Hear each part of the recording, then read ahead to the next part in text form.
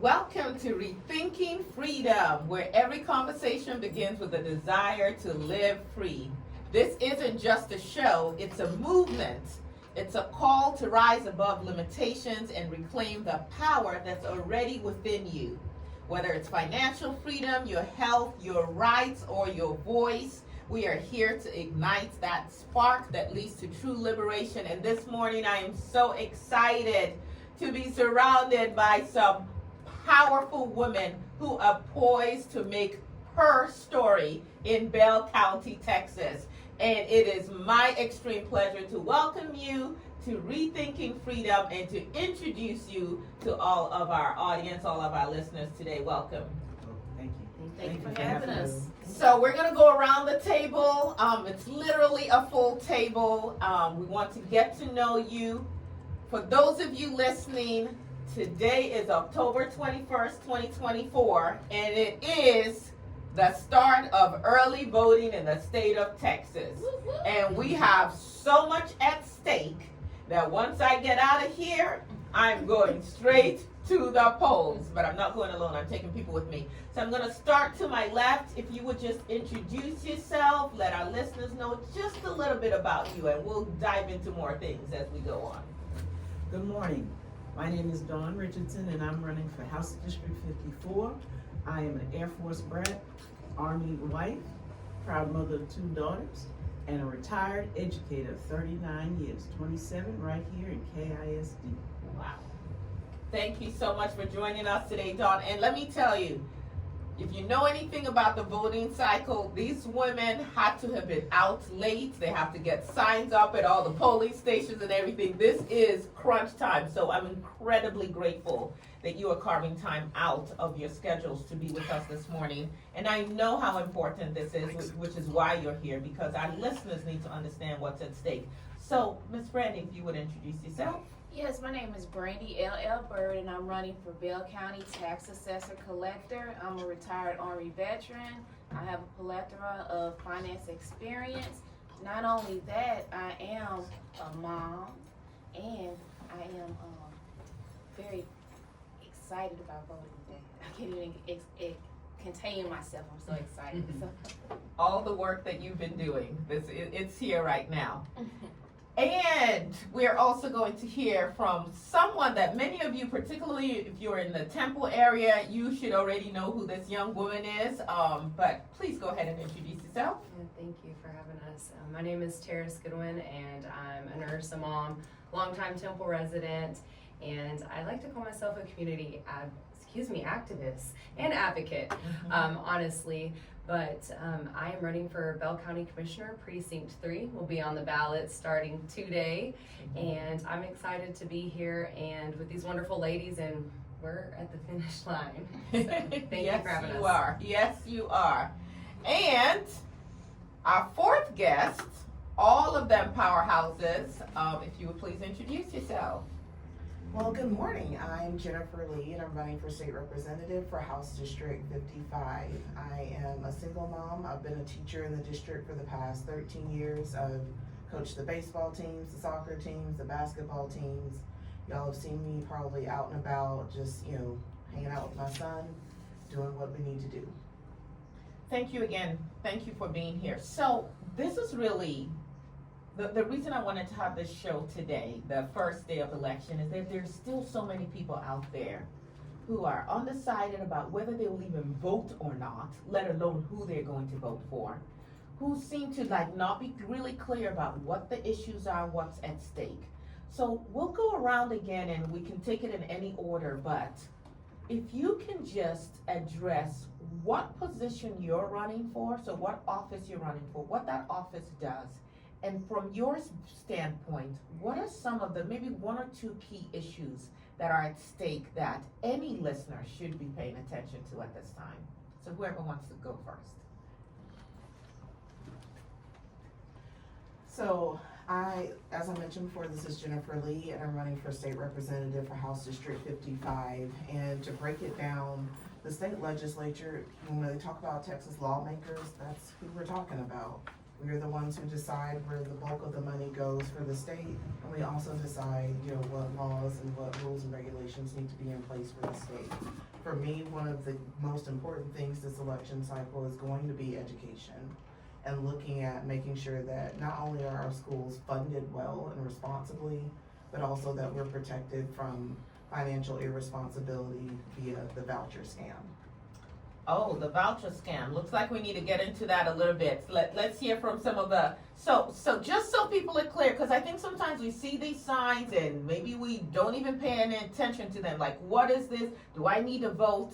So you're saying that running for House District 54, you're running for House, sorry, 55, you're running for House District 54. But you are going to be the ones going in to Austin and basically deciding some of the laws, some of the policies that are gonna come down, where the money, what we fund, what we don't fund. Yes. And we know that that is the body that also passed the bill to restrict women's reproductive rights, Yes, right? ma'am. That is the body that also, that came up with the anti-CRT bill, right? Yes. We won't teach the truth in schools. Yes. That is the body that determines where our money, what's funded and what isn't. Yes, ma'am. That is the body, I'm just clarifying, is this the body that is also saying we will not expand Medicare and we're okay with Texas having the highest percentage of uninsured adults and children? Yes, yes. Okay, so this is the same body. Same Yes. body. So anyone who's listening who's saying, well, I don't know, I don't care and all of that, understand, I often hear people say, I don't do politics. And after I fix my face, because I want to be nice and pleasant, I say, but you know what? Politics is doing you Exactly. from before you're born Yes, ma'am. Absolutely. till after you die. I'm in estate planning as a lawyer, and even after you die, we are coming for what are your resources, who gets what. Politics is impacting every aspect of your life. So it's kind of irresponsible to say, I don't do politics. It's really the ultimate, it seems like, abdication of power. It is. So Ms. Dawn, please, Richardson, yes, please, tell us, what are some of the issues that are at stake and why should people be paying attention to your race? Going along with what Jennifer just said, education is the priority this election cycle. The incumbent that I'm running against is the author of the voucher bill. And in this last legislative session, $6 billion was added to that voucher bill to get it passed. It still failed. It was pulled out by committee. The voucher part was pulled out, was stripped out of the amendment. And because that part was stripped out, that $6 billion was still there. But yet and still, my incumbent pulled the bill back and did not allow it to go to the floor for a vote. So we know that this is serious because their aim is to pass this bill. Abbott wants this voucher bill passed, and this is going to hurt our schools and our economy in the long run. And if I may, let's just point out that $6 billion included teacher pay raises, it Yes. included special education funding, it Yes. included resources for classrooms. So you're saying that there was money that could have been allocated to education, Yes. that because they couldn't get the voucher part passed, Yes. they withheld all the money, Yes. but we say we care about the children? Yes. Yes. So you mentioned the voucher scam. What is this voucher scam? Because there are people who are like, what do you mean? What's a voucher scam? I thought we were about choice. We're giving parents the right to choose. So why is it a scam? Well, they call it parent choice. That's to sweeten the deal. But what it's going to do is it actually says it's going to give parents $10,000 to take their child to a private school. So that sounds like a good thing up front. But what folks don't understand is private schools are private for a reason. They get to pick and choose their students. Mm-hmm. Many private schools don't have the resources for special needs students. Mm-hmm. They don't have to keep behavior problems. Mm-hmm. So if a child acts up, even after they get in, they can kick them back, no questions asked. Mm-hmm. And who do all of those kids fall on? the public schools. We don't have those choices. We must accept every child that comes through the door. So when you start taking money from the public sector and putting it into the private sector where it is totally unaccountable, they have no accountability to the public sector. We don't know what's happening to that money. There's no transportation. Parents have to understand. They have to worry about how their kid's gonna get there. They're gonna have to worry about whether their uniforms. They don't understand that extracurriculars in most private schools are not covered. And I can tell you that because I'm a private school product. So this is not new to me. This is not something that I'm against and don't have any idea. I am a private school product. I can tell you how I had to test in at the 90th percentile in every school I went to. And Okay. you chose to have your children go to public schools. Absolutely. I only went to private schools because at the time where I was, many of the public schools were going on strike. And so my parents didn't want me to get caught up in those strikes. But I wanted to go to public school. My parents wanted me to go to public school. And now that I've taught in both, I can tell you the value that most people take for granted in our public schools. And so rather than letting Abbott and crew keep talking about our public schools like they are not accountable, they are the ones who run our schools. Yes. Teachers aren't over schools. Yes. Our legislature is. So there's an issue with public schools, then fix the yeah, issue, fix because the issue. anyway, the private schools could never educate all our children out here, and black and brown kids in particular. And then we can talk about the lack of accountability and what the curriculum is at some of these schools and so on and so forth. So just so that our listeners who are not following all of this all the time can maybe tune into this. You mentioned 10,000 for parents to be able to take their child to any private school. If memory serves me right, last time I checked, public schools do not get $10,000 per student, do they? No. So the legislators recognize that you need more funding per student, but they are withholding that from public schools. Yes, ma'am. And then for the parents to think, oh, private school would be the best answer for my family. Most private schools cost more than the 10,000 When you add up all the when you add up all the costs. Yes, So ma'am. you think so this would be like Aya saying, I want to feel safer. I know we have public safety that's funded by our tax dollars, but I want a private security firm. And then I say, pull the money from the public safety fund to fund my private security fund, and I don't care if that means that the rest of the population has less to deal with because I'm taking care of, and taxpayers are paying for my private security fund. Does that kind of sum it up? Perfect sense. Okay, Yes. okay. And we'll get into more things with both of you, because I want to get into the reproductive rights a little bit.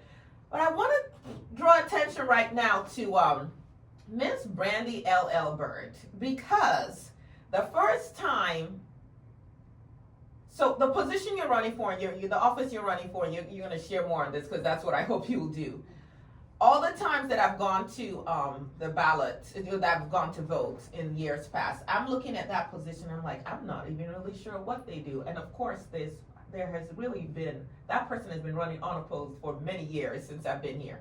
So I was really excited to see, oh wow, there's someone else contending for this. Now let me really figure out what this is.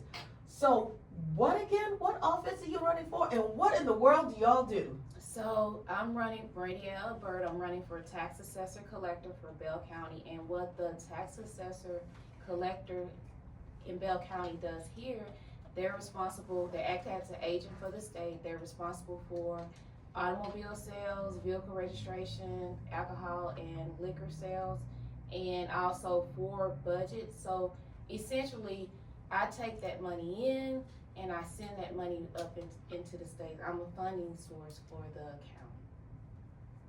I'm so glad that you clarified that, because what is the biggest misconception people have about that office? Property taxes, they think it is a very unique, peculiar thing here in Bell County. This office, the only thing, and this is just recent, it has to do with property taxes, is that the position, and when I win, I'll be a board member on tax advisory board, but that particular board is administrative in nature. They have nothing really to do with your property taxes other than to hire the county assessor and to make sure that process goes through. So in your position, it's late November 5th, early November 6th, and they've announced and you've won. What is it that you will bring to that position? What is it, why should people care about this office, and why should they vote for you for this office? So the major reason they should vote for me is because one of the things that can happen in Bell County that should have been happening a long time ago is that voter registration and vehicle registration can be tied together. You know, you don't have to have that big rush or all this extra stuff that they do. You know, we can make it very efficient for you, and of course your time is valuable, and also bring great customer service to you. But we can save you time by pairing those two together. But also, one of the things that have never been done before in the county, and I don't even know if they're doing it anyplace else, is again, you know, the misconception is that I have something to do with property taxes. So I'm not one of those people that says, you know, no, that's not me. I'm one of those people that like, hey, what can I do to help the process move along? How can I serve the people? And so what I'm gonna do is, of course, collaborate with the county assessor's office, and we're gonna go around the county continuously. It'll be nonstop. And so they're gonna talk about property taxes, answer all your questions, and I'm gonna talk about my job, vehicle registration. Yes. You know what, that sounds so good, because one of the things that I often hear from potential voters as well is, we only hear from these politicians when it's time to vote. And every other time we don't see them in our community, they don't show up, they're unresponsive, I don't even know what they do. What difference does my vote make? So I think it's really helpful to hear you saying, I understand that there's information people don't have, and there are things we should be doing year round in these positions to educate people, to provide that transparency, to make sure that we're streamlining things, because yes, it's crazy when you have to go here for one thing and there, and it's like you're all one county. Why can we not make this more seamless? And I want to add something to that. You know, of course, you know, I'm big on education, and one of the things I do here, and I talk to a lot of people, high and low, and so about your vote. And let me tell you why your vote counts. It comes down to allocation of resources, and so you have to tell your elected officials where to put these resources, because if they only deal with their peer group, that's the only place the resources are going to go. And as you know, Bell County is very diverse, Yes. and we need we need resources to go where they need to go, not to go to that additional jail that's being built, or for the court systems that's not being managed correctly. You know, we need funds to go to better our communities, and that's what I'm definitely highlighting, where the money's going, or where it's not. Thank you. One last question for you before I move on to Ms. Goodwin here. What are some of your qualifications? Because it seems like, I mean, yes, democracy, it's government for the people, of the people, and by the people, right? If I remember what it was drummed into us it's been many years, but it seems like we increasingly have, it appears that we have people who are in positions, and you're like, how? What's your background? What level of expertise do you have? And of course, you don't even care about the people. You know, it seems like more just a power grab. So what are some of the qualifications that you bring to the table? So my qualifications is that started 33 years ago working in federal service. I, of course, Army. So some of you can't see her. There is a podcast. We'll be posting this later. When she says 33 years, it's ridiculous, because she looks like she may just be 33 right now. So I'm wondering how she did that. I apologize. Please carry on. And so I like to say I did every and anything legally that you could do with money for the federal government: accounts receivable, accounts payable, dispersing, bank reconciliation, Fed line. I developed 3 softwares that the Army still uses today. I worked for the state. I worked with on the Water Development Board as a budget analyst, and that was a very peculiar position. As a budget analyst, I like to say I know all the dirty secrets about the municipalities because they have to present their financial documents to me, and I have to tell what's true and what's not. And so, yeah, a lot of experience. And then federal, state, county, municipality. So when I look at that position and what got me here, it out of need. Nobody wants to run. Nobody wants to do anything. And what's happening is the societal ill is across party lines. So if you don't tell people where to put these resources, you have what we have today. You know, corporations and the ultra rich telling you what you're gonna do with your money, and they're using it to fund, you know, things that they want. So a lot of resources. So when you come down to my job, which is budgeting, of course, I sit there and I'm like, yeah, that's the easy part. I'm trying to get people in here civically engaged. Yes. So, yes. Civically engaged. Thank you. So if you had any questions and you're like, I don't know what this position is, what this office is, who is running, what they do, you have gotten some education today, and just her qualifications alone, this woman knows what she's talking about, and she has a heart for our community, and she has a heart for all parts of our community, because as we've already talked about, Bell County is incredibly diverse. Urban, rural, everything in between. And if you just concentrate on one, you're not serving everyone in the county. So thank you very much, and thank you for stepping up to run for office, because that is a labor of love for sure, unless you're just power hungry and you've got big corporate PACs that are funding you. So Miss Goodwin, how are you? And let's talk about your position, the office that you're running for. And I don't know if you're comfortable sharing how historic it would be.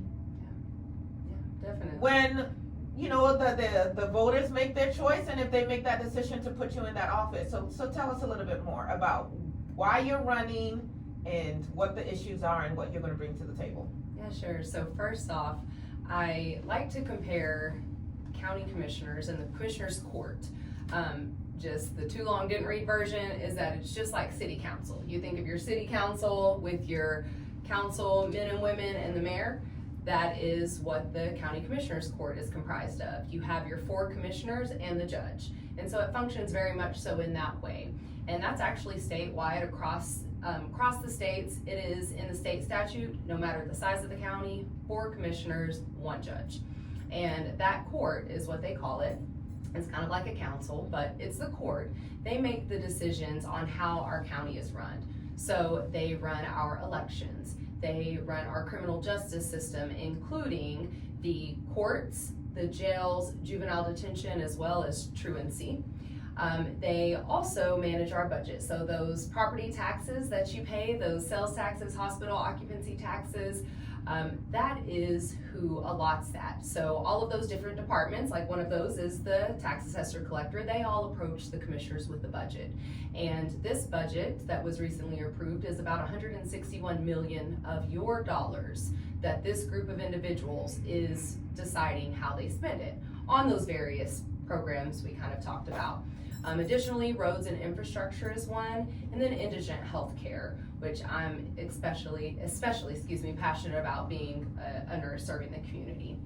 And one of the things that we are starting to see more of that the Commissioner's Court is doing is actually more development-minded policies, because I don't know if you've looked around, but we've grown exponentially, rapidly, and it's not an if, it's not even a when, because it's now and it's going to continue to come. And so what we're starting to see is development outside of city limits, because it's also harder for cities to annex now, thanks state of Texas legislature. And so now you're having the county really having to make some of these decisions regarding our growth and some of the stipulations, restrictions, and things like that. So our county government and Commissioner's Court is actually really needing to move into this new phase of life here in Bell County. And that's honestly one of the things I'm hoping to bring. I would be the first woman if elected. Now, I will say with a caveat, there were 2 instances where one one commissioner actually passed away, and so his wife was put there as the head and told what to do, and then one was sick, and the same kind of thing happened there. But really, I would be the first elected to this role. I would be the only healthcare professional on the court, which I think is important, seeing as what we talked about, that indigent healthcare. So that is something that about 8% of the budget, state mandated, is to go towards those services. Seeing as how Texas has the highest percentage of uninsured people. We need those Yeah, things, we right? do. We do. But also we need individuals who are sitting at those court making those budgetary decisions, like she said, who understand the importance of it. We have some great programs. The Killeen Community Clinic does great work. The Temple Community Clinic, great work. And our indigent healthcare funds are what drive that. But there is more work to be done, especially when you're talking about the diverse population in the rural areas and them also having access to those services. And so that's one of the things I want to bring in. Why I'm running is, honestly, I love this community. I'm a product of this community, and I have this sense of responsibility to make it better and serve the people in it, for myself, but also my kids. I'm raising them here. And I think that it's important that we have people in places where decisions are being made who have a different perspective. Diversity has been used and leveraged here recently as a negative thing, and DEI hire, but diversity of perspective is so important. And you don't see that on many of, and I think I said this one time, if you go on HEB, this is Brandy, you remember that podcast? If you go on HEB, you can close your eyes and go in your HEB or Walmart, and you look around, you're seeing people of all different colors, ages, shapes, sizes, beliefs. Now go look at your commissioner's court. Go look at the state legislature. Yep. You know, you're seeing teachers, you're seeing art veterans, you're seeing nurses in your store. Are you seeing that? No, you're not. And so that's one of the things I want to bring is a fresh perspective. I'm emphasizing safe and healthy communities, so really focusing on the indigent healthcare programs, improving that. Also making sure that as we grow, we're doing so responsibly. So responsible growth and development. And so that means as we're growing, the infrastructure, which commissioners oversee, has to be ready to support that growth.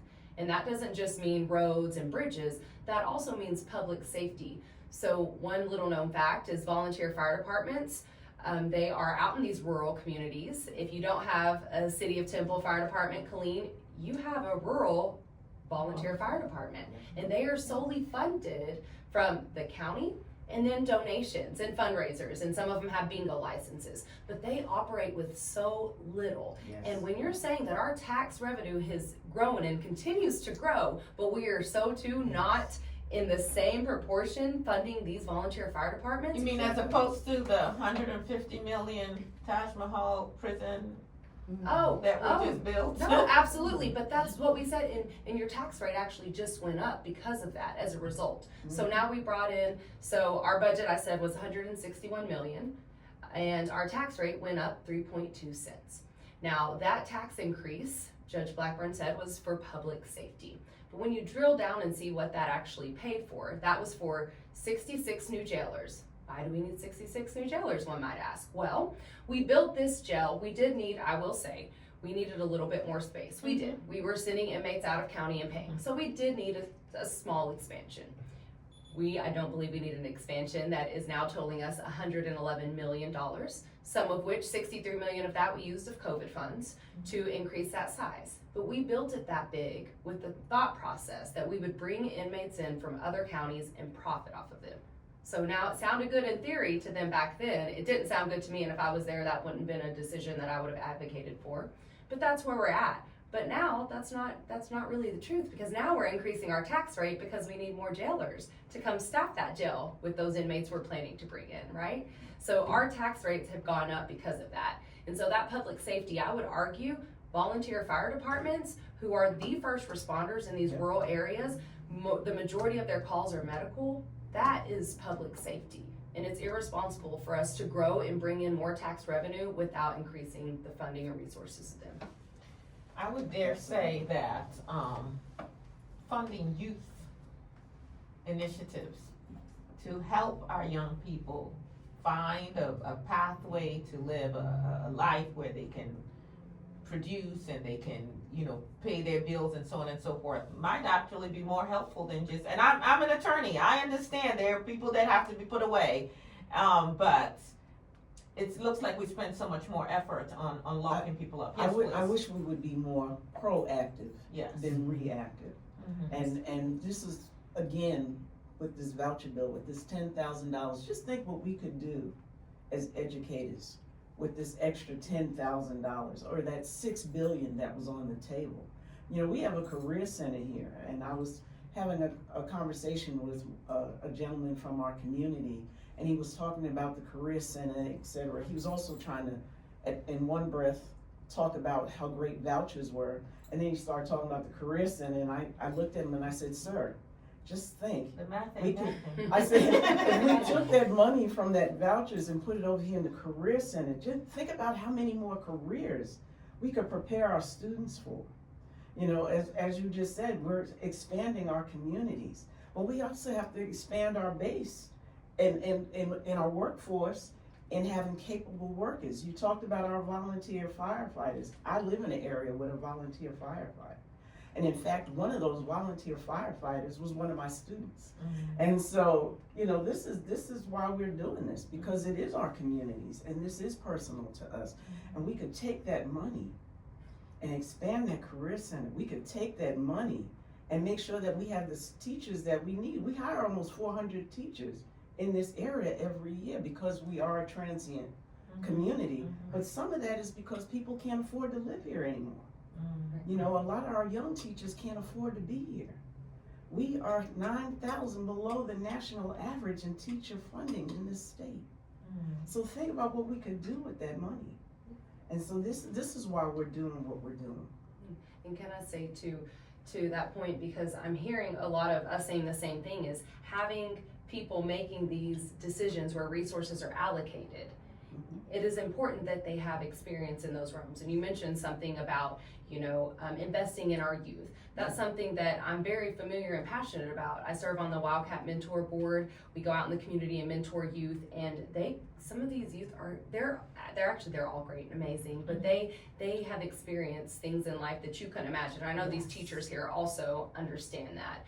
And I'm of the mindset that if you invest on the front end in our youth, and yes, it's gonna cost money. It is. It's gonna cost time and energy and resources. But then on the back ends, the returns are so much greater. And isn't that what we all want? That's what we all say we want, right? We want productive members of society. We want a safe society. We want one where everyone can thrive. That's what we all say. So then why can't we invest that same amount of money, that $111 million for that jail expansion? Exactly. Why couldn't we invest a portion of that into our youth in these programs?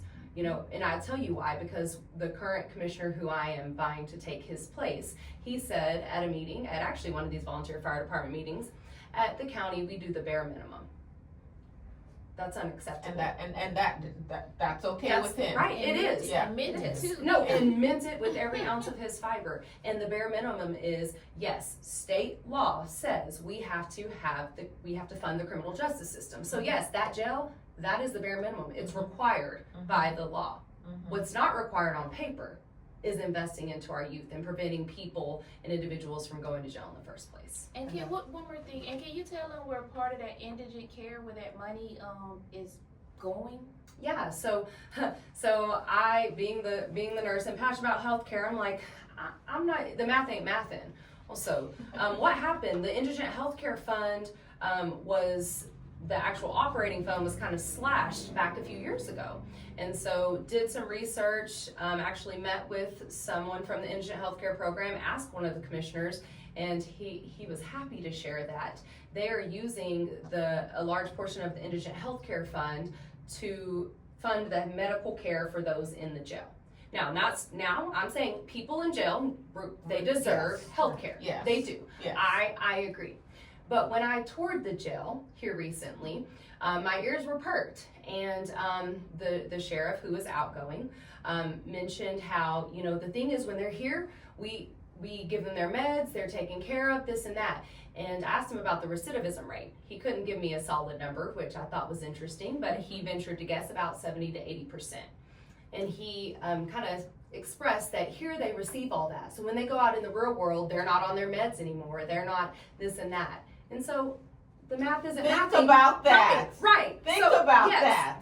So in other words, and the research proves this, that so many people who are incarcerated are actually in there because of mental health issues. Yes. So we underfund what we should do for people on the outside, Yep. so we can fill the jails up, and then while we're in there, maybe we give them the medication to keep them regulated or whatever, and then once they get out, they're on their own. Yep. Yep. Is that essentially what you're saying? No, Yep. that's absolutely, and I will say, there is a diversion center that was also funded, so, and that, I think that's a great step. It's a small step, so I'm not discounting some of that work, and I actually work for Central County Services, which is the mental health authority here, and that's a great first step. But when you are reallocating resources from the free world, quote unquote, into the jail, then where is that wraparound care when they come out, so that we're not having them pop back a few months later? So, and those are the decisions that our commissioners have made and signed off on, and something that I would advocate for something differently. And we would look at evidence-based practice. We'd look at the data, the research, and see, like you mentioned, what do we need to do to prevent this? Evidence-based practice. Did you hear her say that? See, you want people in these positions who know what they're talking about. Not just people who've tapped into a good old boy, because that's typically what it is, good old boy network. And so they have the money to put their names everywhere. And because so few people vote, you can actually get into these seats, into these offices with just a small percentage of eligible voters, and then you're making all these decisions that impact everybody. I know we can't unpack everything today, but as you were talking, I'm thinking as a mother, and someone who works in the community and works with youth, I'm thinking about all the times I have sat with or talked with parents who are looking for mental health facilities or care for their children. Yes. They can't access it. Teachers are losing their minds because kids have behavioral issues. The counselors are overwhelmed. You all know in our school district, we do not have enough counselors to adequately address some of the issues that our children are dealing with. And then the next thing, it's this school to prison pipeline. And we just keep funding on the other side instead of being proactive, as you were saying. So, I'm sorry, And I'm yes. so sorry. Let me say one more thing. I really want people to think about where your money is going and what's happening, because you're paying for it, and you're paying for it in your property taxes. Bell County is the 15th largest county in Texas. When you ride around Bell County, do it look like we are? You should really think about that. You should really be disturbed. You know, and I know Jennifer Lee, she's gonna talk about vouchers again, but I wanna say something. Power of the purse, right? Whoever holds the purse holds the power. Schools have been defunded for a long time.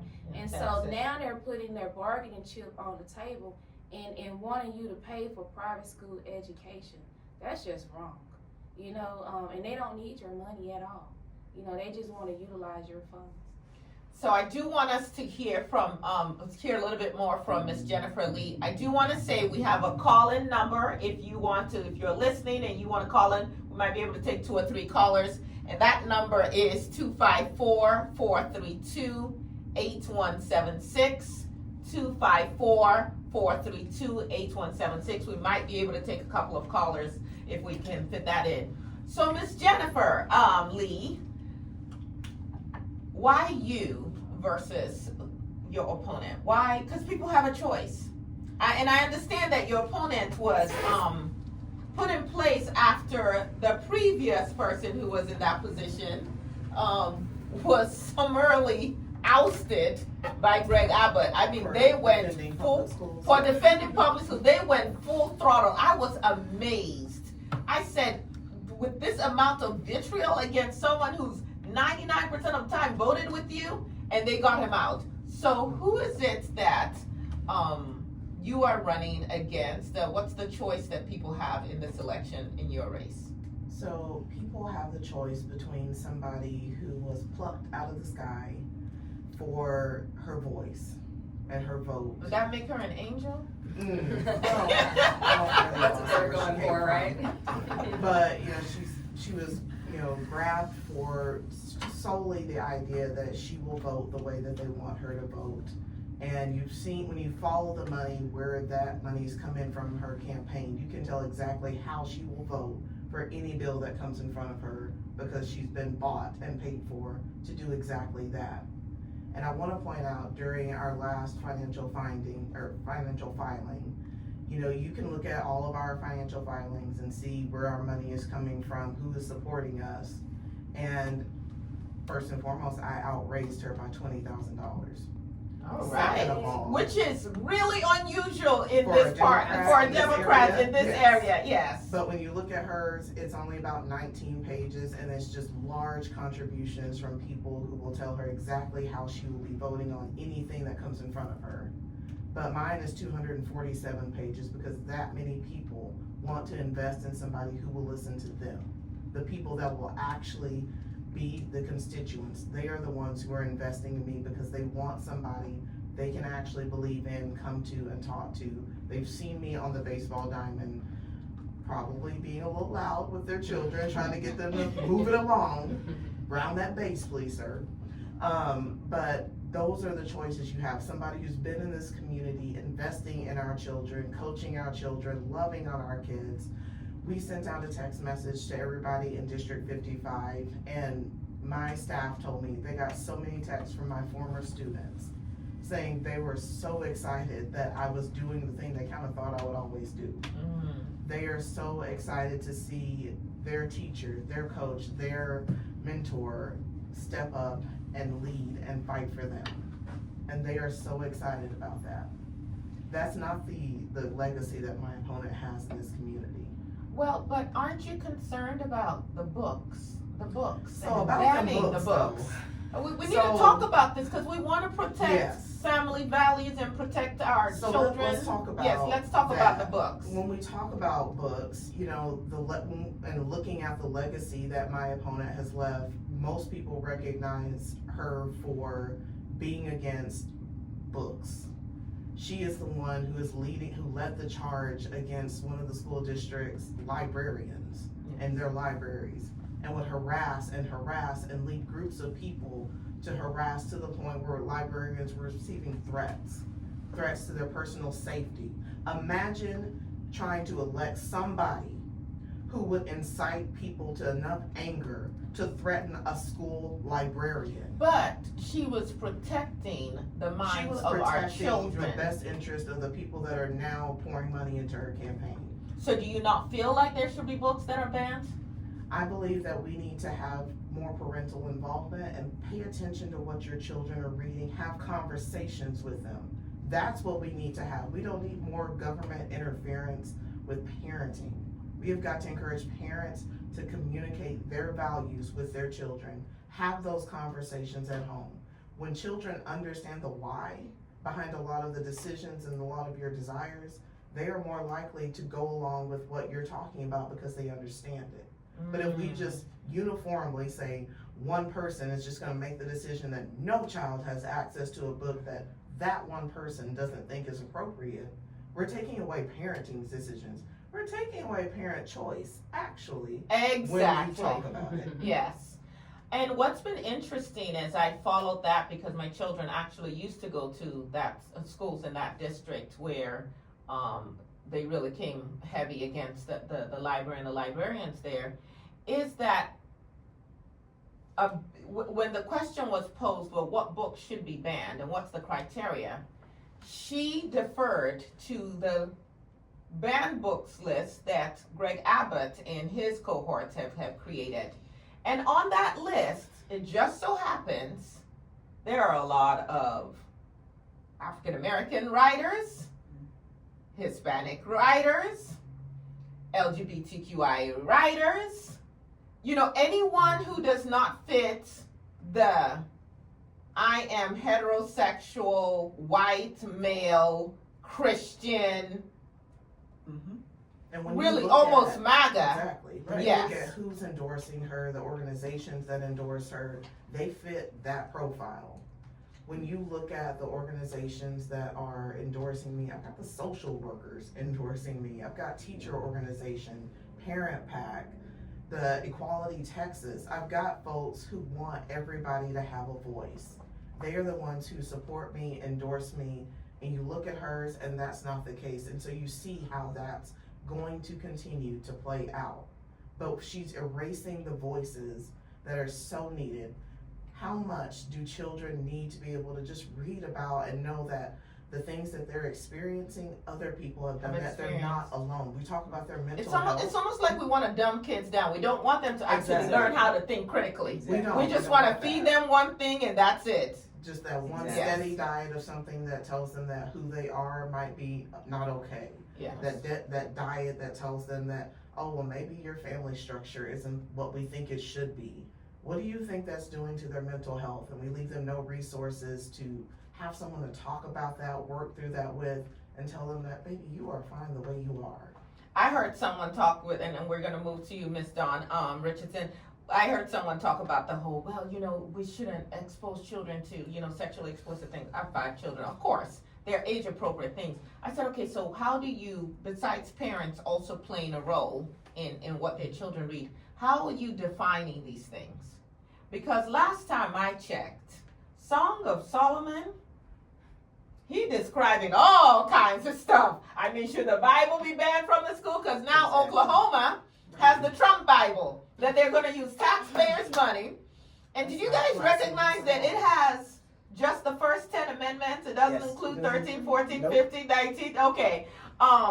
Crazy. But legislators could go in and fine-tune their law so that it fits just one kind of Bible, which is the Trump Bible, and they use taxpayers' money to grift. It's amazing. So, Miss Dawn Richardson, because we don't have that much time left, and I really want to get to this, and I want to get some final thoughts from each of you on why everyone should vote. The young, the veterans, married, single, children, no children, old, whatever, why should vote? But Miss Dawn Richardson, can you please help our listeners have a better understanding of the contrast between you and your opponent, because he happens to come from a family name that is emblazoned in different places in this area, so just the name recognition alone. But why should people consider this 39-year educator, this woman who's done all these other things in this community? I think I first met you through the Exchange Club, Yes, ma'am. working with our youth. What is the distinction between you and your opponent? I would say the biggest distinction is I truly am a part of this community. Even though I've only been here 30 years, I have been fully... She said only. I am fully enmeshed in this community. I haven't just started caring about this community. Right now I am currently the president of the Killeen Exchange Club. I volunteer. I still volunteer in the schools. I have volunteered in many, many different events here throughout the years. In fact, people walk up to me and go, "Oh, you're the voting lady." Mm-hmm. And now when they hear I'm running, they're like, "Oh, not surprised, you know, you have me." I can't tell you how many of my students I've run into through over the years. I take pictures with them. In fact, everybody keeps saying you should, the kids are like, post them, because they're all grown-ups now. Mm-hmm. I have been in here so long that I not only had my students, I am now being called grandma because I've had their children. Mm-hmm. So when the biggest contrast is I'm really in this community. I go to HEB. I shop at the mall. I can go to different businesses, and when I walk in, they not only know my name, but they know what I'm about to buy. So without AI. Without AI. I have, I can tell you right now, we have a homeless problem. I had a lady just lean on my shoulder and just cry, because, and has money, but again, we're homeless. I had a couple of people I met, they're living in their car in Walmart. How many folks can say that they are that close in their community, that they're meeting these people face to face? They're hearing these concerns face to face. There's an article in the paper this Sunday about the contrast between my opponent and myself. And even my church members, one of them said, "Oh, we loved your articles, but you've been saying that stuff for years. So these are not new. You know, why I'm running is not new for me. Yes, I was asked to run, and I decided to do it after listening to my opponent and try to his explanation on these vouchers and how they were going to affect our community. And I'm like, oh my God, what happened? Sir, you've been here. What happened? So, you're saying your opponent is someone who's actively advocating for the voucher. I'm not calling it voucher. I'm calling it gutting public education. Yes, ma'am. To put money in the hands of a few people a few churches who run private schools. He is the author of the voucher bill right now. Okay. He is the author. His name is on it as the author.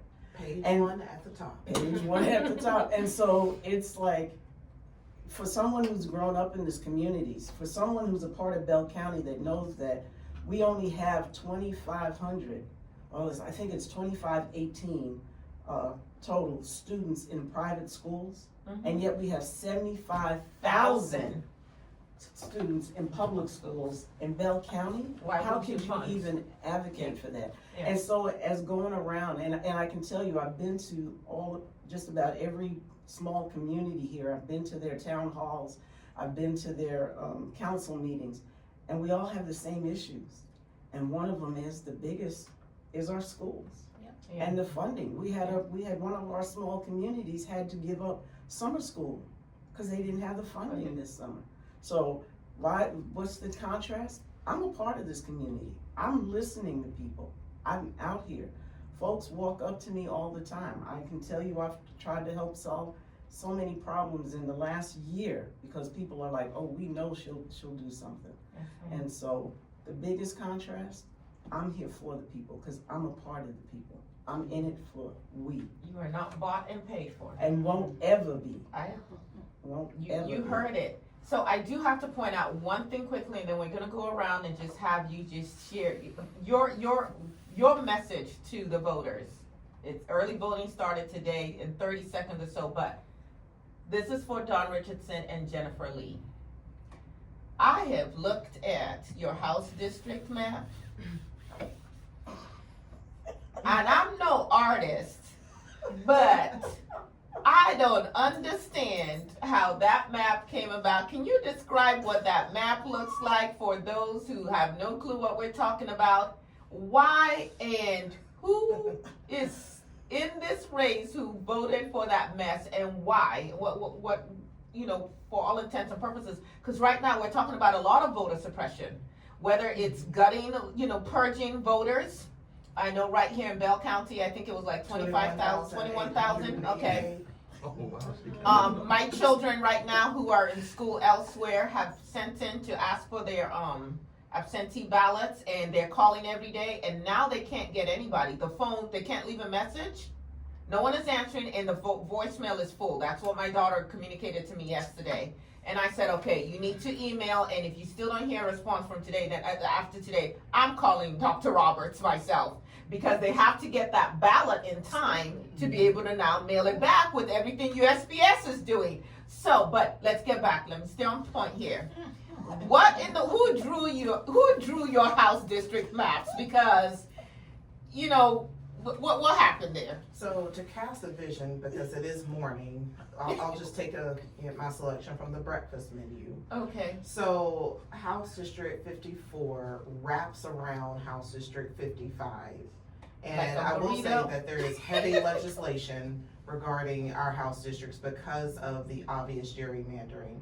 So because House District 54 starts in Troy, goes over to Killeen, comes down to Salado, and then goes over to Rogers Little River Academy, what you have is a donut that is now formed around House District 55, which is Temple, Belton, Nolanville, Harker Heights, and a small portion of Killeen, a crescent of Killeen, since we're still talking about breakfast. Okay. A croissant. Of Killeen. Okay. And so, but what that effectively does is, in Killeen, it split the black community up.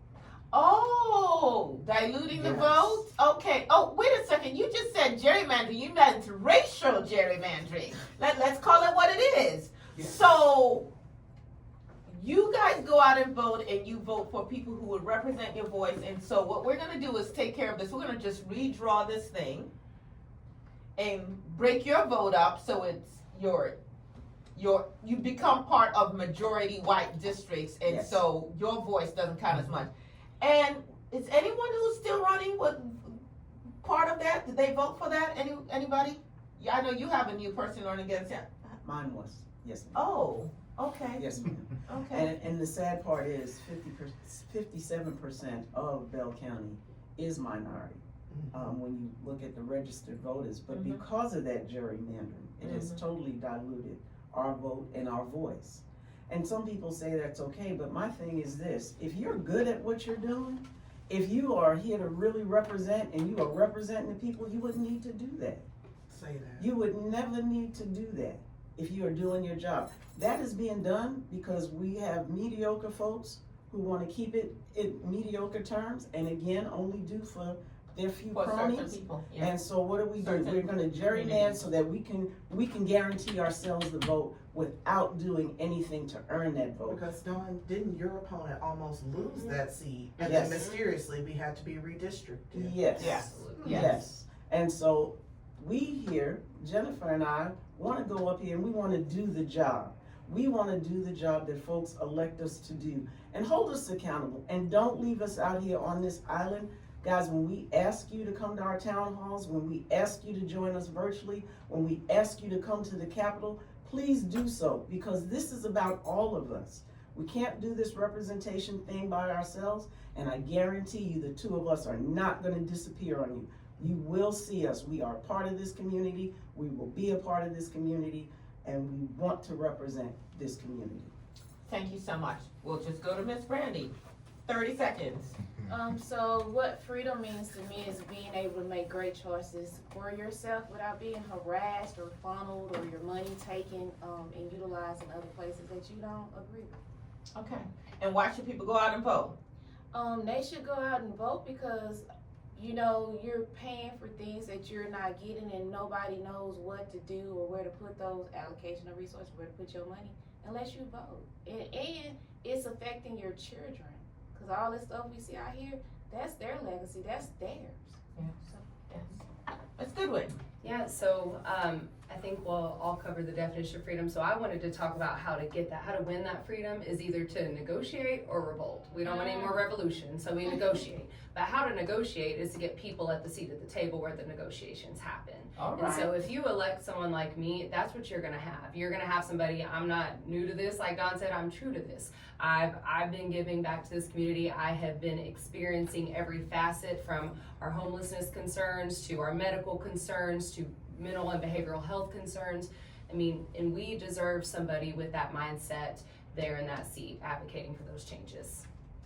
Thank you. I like that, because if you're not sitting at the table, they said what? You're on the menu. Yeah. Yes.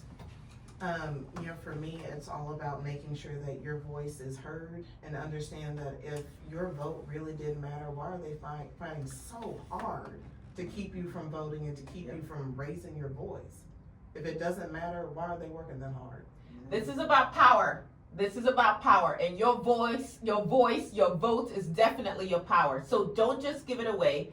Not just don't go out and vote yourself. Take some people along with you. Take other people every other day, because if we choose not to speak up, if we choose not to exercise our power, then we're essentially telling other people to do whatever they please with us. And next week, we're going to be talking about Project 2025. You definitely want to come back and understand what is at stake if we don't vote, and just how diabolical that project is and what it's going to mean for your life. Thank you for joining us today on Rethinking Freedom. Thank you Thank for you for having having us. Thank you. Did we make it? Perfect. Yeah.